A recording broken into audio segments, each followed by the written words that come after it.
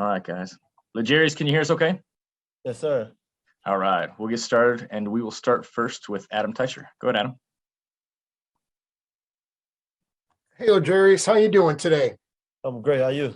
Good, thanks. Hey, can you talk a little bit about how things changed when Tyron left the game early in the first quarter against Buffalo? What impact that probably had for the rest of that game?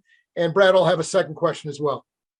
I don't think it changed anything, but it's just next man up. We believe in the guys who are behind him. We're just a next man up mentality, and that's what we buy by.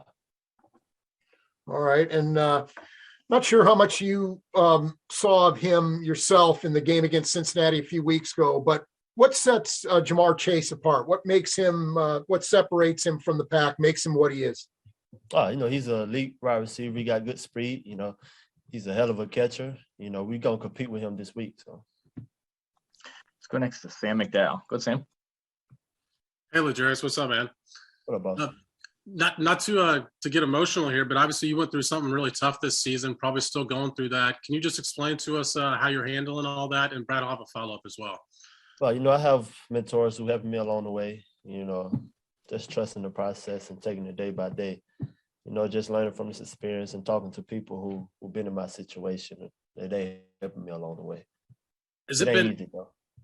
Yeah, I was gonna say, has it been hard to play football, or has it been a good distraction? I mean, how do you view the football? I wouldn't say it's hard to play football because, like I say, football takes my mind off things like that. That's why I love the game of football, because it takes my mind off of what's really going on in my life. Let's go next to Todd Palmer. Go ahead, Todd.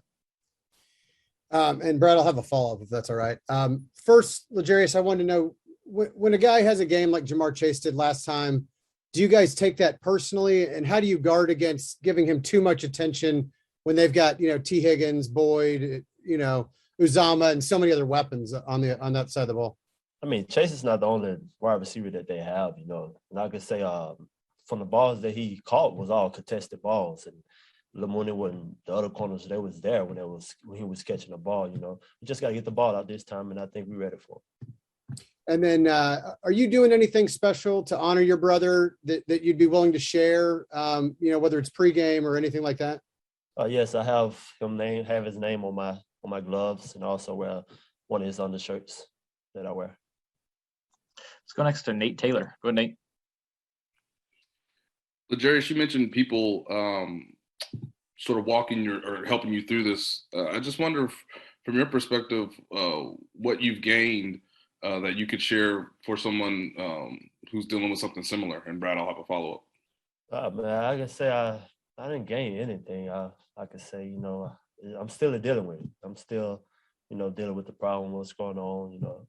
I just have fellow teammates, my teammates and my coaches who's helping me along this way, and just keeping me uplifted and keeping me motivated. And in terms of football, L'Jarius, you guys have done really well in rematches, but I just wondered what you gain when you see a receiving core for the first time, when you see Chase, Boyd, Higgins, and how that may be helpful in everybody in the secondary sort of improving a second time. Did you say fear? No. Can you repeat that, please? No, I was saying when you go through a rematch, what do you gain when you play receivers for the second time?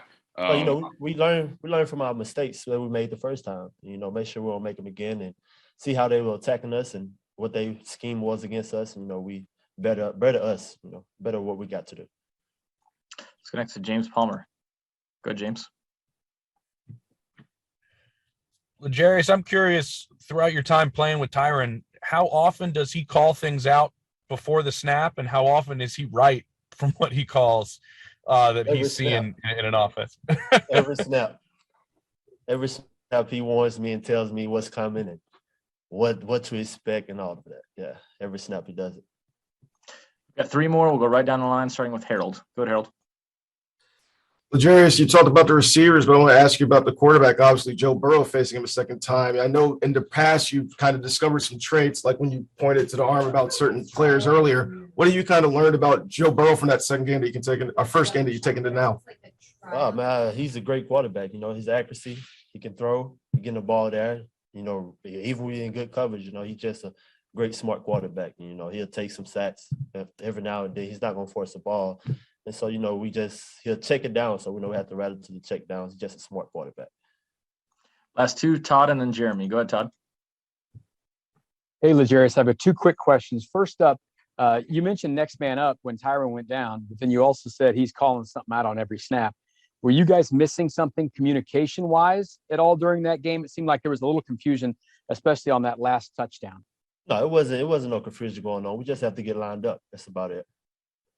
And then this is what housekeeping from that game, the touchdown right before half, it looked like you kind of ran into Mike on that play. Can you take us through that play and what happened there? It looked like your arm was kind of extended and hit Mike.